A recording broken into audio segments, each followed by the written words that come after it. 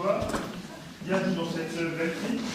Je vous excusez pour le petit retard, vous avez vu que j'étais au téléphone, mais c'était pour la bonne cause, puisque la personne à qui j'ai parlé était M.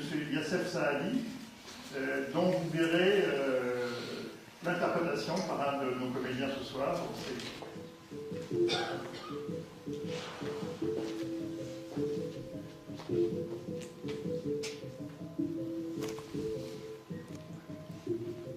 Les premiers attentats du FLN à Alger ont lieu en 1956, le lendemain de l'exécution des premières condamnations à mort de la justice française. Il ne faut pas oublier que parmi ces condamnés, certains n'ont commis aucun crime de sang, mais le pouvoir à Paris refuse de les gracier de peur d'être accusés de faiblesse. Par représailles, les Algériens tirent au revolver sur plusieurs personnalités. Ils n'ont alors ni bombe, ni grenade. Quelques jours plus tard, se produit un attentat à la bombe rue de Thèbes. On apprendra qu'il a été commis par des Français d'Algérie pour punir les Algériens. Cet attentat est le plus meurtrier de toute la guerre.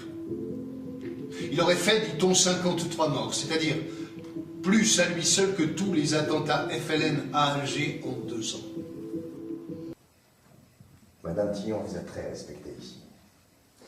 Pour tout ce que vous avez fait, vous vous êtes battue pour libérer votre pays, vous avez aussi connu la prison et l'école. C'est vrai. Les Français se comportent aujourd'hui comme les nazis pendant la guerre.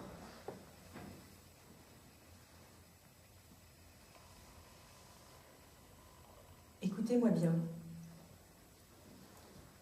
Il se passe aujourd'hui en Algérie des pratiques qui furent celles du nazisme. Ce nazisme que j'ai haï et que j'ai combattu de tout mon cœur. Mais on ne peut pas confondre les atrocités commises dans la panique du danger immédiat avec les extrémités planifiées du nazisme. La torture est scandaleuse, indigne d'un homme de conscience, mais lorsque vous êtes soldat et que vous retrouvez votre meilleur ami égorgé, avec le sexe dans la bouche, comment ne pas devenir fou? Comment croyez-vous que notre guerre va finir?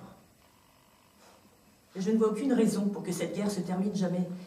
En ce qui me concerne, je suis très pessimiste, parce que les positions de chaque bord sont inconciliables. Le monde entier nous admire. Le monde se fout de vous. Des gens qui vous vendront des mitraillettes à gogo tant que vous en voudrez. On nous a pris un bateau chargé d'armes et on a eu les 5 autres. Les mitraillettes ne se mangent pas. Vous avez vu notre armée? Ce n'est pas une plaisanterie.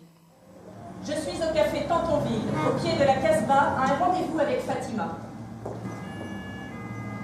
Une voiture sirène passe à vive allure et me met sur mes gardes. Attention concentrée, j'attends.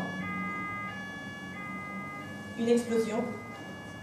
Pas très forte, assez proche. Qu'est-ce que c'est? Une bombe? Oui, il y en aura 8.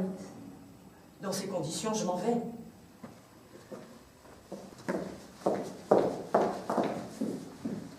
Je vous rappelle que cet homme a interrompu le cycle des vengeances algériennes pour permettre aux deux populations de s'expliquer et peut-être de s'entendre. Il l'a fait sans contrepartie. Nous avons un engagement à son égard. J'ai déjà donné des ordres pour qu'il soit remis à la justice. Ne vous inquiétez pas, il sera transféré dès que possible à Paris et jugé normalement. Excusez-moi. Allô? André Bouloche, l'appareil. Comment ça? Mais c'est invraisemblable! Je comprends. Tenez-moi au courant si vous avez du nouveau. Que se passe-t-il? C'est le directeur de la justice militaire. Les paras refusent d'obéir.